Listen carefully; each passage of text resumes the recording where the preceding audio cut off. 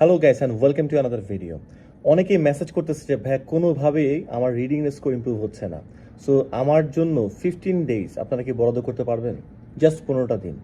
হরফর করার কোনো দরকার নাই যে আমার জানুয়ারি ধরতে হবে, সেপ্টেম্বর ধরতে হবে, কারণ আপনি আইএলটিএস পরীক্ষা একবার দেওয়ার পরে যদি সেই রেজাল্টটা না আসে তাহলে কি করবেন? ঠিক না? সো 15টা দিন, জাস্ট 15 ডেজ, যা যা বলবো অক্ষরে অক্ষরে পালন করেন। যদি না হয় এই ভিডিও নিচে কমেন্ট করে জানিয়ে দিন যে আমার কাজটা হয় নাই। 15 ডেজ।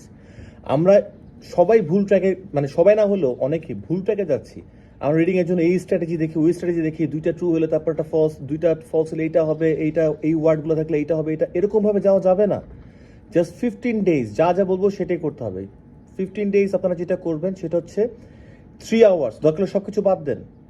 3 hours, just 15 days. আবারও বলতেছি 15 ডেজ, একদিনও বাদ দেওয়া যাবে না। 3 আওয়ার্স একটা করে গল্পের বই পড়া শুরু করতে হবে এবং শেষ করতে হবে। কোন কোন বই পড়বো, কীভাবে পড়বো বলতেছি সব একটার পর একটা। শুরু করতে হবে আমাদের দ্য সিক্রেট বইটা দিয়ে, কারণ এটা সহজ বই।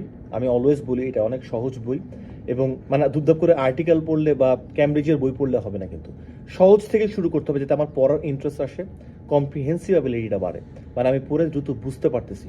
যেমন হাসপাতাল লেখা, হা ত ল এরকম দেখলে কিন্তু আমরা বুঝি যে হাসপাতাল, ধরেন এরকম পুরোটা ইংলিশে এই জায়গাটাতে আমাদেরকে আসতে হবে, আমাদেরকে পড়ে বুঝতে হবে। তারপর না আমরা অ্যানালিটিক্যাল জায়গায় যাব যে ট্রু হবে না নট গিভেন হবে না কোনটা উত্তর হবে, সেটা তো পরের কথা। সো 15 ডেজ আমরা 3 ঘন্টা করে গল্প বই পড়বো, জাস্ট 3 আওয়ার্স। ওকে, টানা পড়বো না, টানা পড়বো 2 ঘন্টা, 15 মিনিটস একটা ব্রেক নিবো, তারপর 1 ঘন্টা পড়বো। সহজ বই থেকে শুরু করবো, দ্য সিক্রেট। এটা খুব পজিটিভ একটা বই, এই জন্য আমি সবাইকে রেকমেন্ড করি। আমার প্রাইভেট ব্যাচে যারা আছে সবাইকে আমি এই বইটা পড়াই। সো এই বইটা দিয়ে শুরু করবো, এটা যখন শেষ হয়ে যাবে তারপর আমরা সেকেন্ডে দি অ্যালকেমিস্ট পড়তে পারি, থার্ডে হচ্ছে থিঙ্ক অ্যান্ড গ্রো রিচ পড়তে পারি, ফোর্থে রিচ ড্যাড পুয়ার ড্যাড পড়তে পারি, এবং ফিফথে ইরাগন। এটা আর একটু বেশি পোয়েটিক, একটু লিটারেচার আছে। সো আলটিমেটলি এটা পড়তে গেলে আমরা ওই জায়গাটাও বুঝবো যে সামারি যেগুলো করতে গেলে যে একটু পোয়েটিক ব্যাপার আছে সেগুলো। 2 ঘন্টা যে আমরা পড়বো, লাইন বাই লাইন পড়বো। যদি কোনো ওয়ার্ড আমরা না বুঝি, পাশে ডিকশনারি থাকবে, সেই ডিকশনারি থেকে ওয়ার্ড মিনিংটা নিয়ে ওই লাইনের নিচে একটা আন্ডারলাইন করবো এবং উপরে ওই মানেটা লিখে রাখবো। সাথে সাথে আর একটা ছোট্ট একটা নোটবুকের মতো রাখবো আমরা, একটা ছোট খাতা থাকবে যেখানে আমরা ওই জিনিসগুলো, ওই ভোকাবুলারিগুলো লিখে রাখবো। পারলে একটা সেন্টেন্সও এটার পাশে লিখবো। এইটুকু কষ্ট করতে হবে আর কিচ্ছু না। 15 ডেজ এইটুকু কষ্ট করতে হবে আর কিচ্ছু না। 2 ঘন্টা টানা, কোনো ব্রেক নেওয়া যাবে না 2 ঘন্টার ভিতরে।